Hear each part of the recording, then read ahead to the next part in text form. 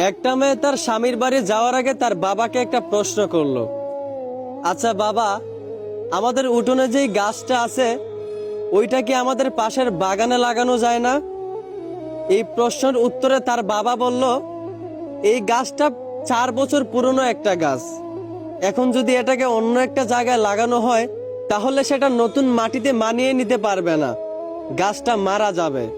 এই কথা শুনে মেয়েটা কাঁদতে কাঁদতে বলল, আচ্ছা বাবা, একটা 4 বছর পুরনো গাছ যদি তার জন্মস্থান ছেড়ে অন্য জায়গায় নিজেকে মানিয়ে নিতে না পারে, নতুন জায়গায় গিয়ে নিজেকে বাঁচাতে না পারে, তাহলে আমি তো তোমার ঘরে 22 বছর পুরনো একটা মেয়ে, আমি কিভাবে নিজের জন্মস্থান ছেড়ে অন্য জায়গায় গিয়ে নিজেকে মানিয়ে নিব?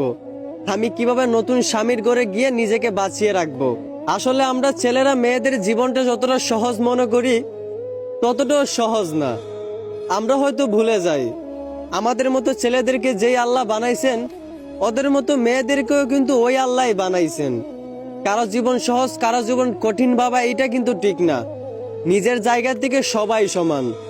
অন্যের জীবন সহজ ভাবার আগে একবার তার জায়গায় নিজেকে দাঁড় করেন, তাহলেই তার কষ্টটা তার পরিস্থিতিটা আপনি বুঝতে পারবেন। আশা করি আমার কথাগুলো বুঝতে পারছেন। ধন্যবাদ।